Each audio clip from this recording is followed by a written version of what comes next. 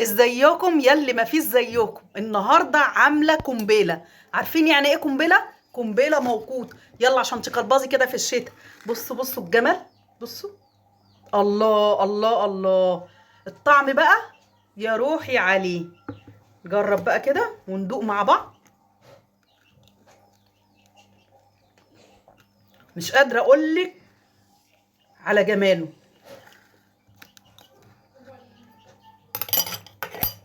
يلا عشان تقلبظوا في الشتاء. بصوا جماله. بصوا جماله. بطاطا بطريقه تحفه. يلا معايا عشان نشوف عملنا بطاطا بالجمال ده ازاي. اللهم صل وسلم وبارك على سيدنا محمد وعلى اهله وصحبه اجمعين. زي ما احنا متعودين نبدا الفيديو بتاعنا بالصلاه على الحبيب، ونقول اللهم صل وسلم على سيدنا محمد وعلى اهله. معانا 2 كيلو بطاطا غسلناهم غسله حلوه، وعلى النار حطينا فيهم ايه 3 4 معالق سكر كده عشان يشربوا سكر. يا سكر انتي وهي. لو اول مره تشوفي قناتي ما تنسينيش بلايك واشتراك للقناه عشان يوصلك كل جديد. غطينا عليها عشان تبقى مسكره. معلقتين السكر دول بيخلوها حتى لو هي طعمها مش مسكر بتبقى طعمها مسكر. سيبناها على النار حوالي من ربع لتلت ساعه. استوت معانا وبقت تحفه بالشكل ده. طلعناها واحده واحده كده. اللي تلاقيها استوت تطلعيها، كل اللي واحده لاقيها استوت اطلعها. شفتوا زي ما انتوا شفتوا كده، حطيت فيها الشوكه وعرفت كده انها استوت. بصوا مجرد ما تضغطي عليها تلاقيها استوت معاكي. وطبعا طعمها مسكر وجميلة. احنا بنعملها بالسكر يبقى مظبوط على الشعر. اول ما تطلع وهي معاكي سخنة كده تفتحيها لحد ما خلصت سواها كلها وفتحتها بالشكل ده.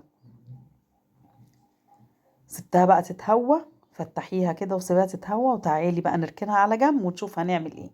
معانا لتر حليب، وده كاستر. حطيت 4 معالق كاستر على لتر الحليب، و4 معالق سكر. وسكرك دوت حسب رغبتك. صلوا على الحبيب قلبك يطيب. ما تنسيش الصلاة على الحبيب، واذكري الله وقولي اللهم صل وسلم وبارك على سيدنا محمد وعلى أهله عدد خلقه ورضا نفسي وزنة عرشي ومداد كلماتي. قلبي كله على البارد وقيميه على النار مدة 10 دقايق بالظبط. بصوا القوام بتاعنا بقى تحفة ازاي. يلا بينا على البطاطا بتاعتنا، بردت وبقت تحفة. ننزل بقى لكل البطاطا كده نغرقها بقى بالكاستر التحفة ده. الكاستر طبعا بيبقى طعمه حكاية أحسن من النشا.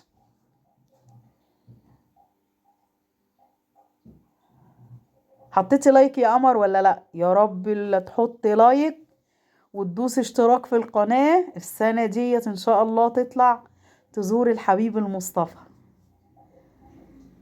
بالكبشة كده بقى وغرقيها بقى. المهلبية الكاستر دي بتبقى تحفة مع البطاطا. البطاطا بتليق مع البطاطا قوي.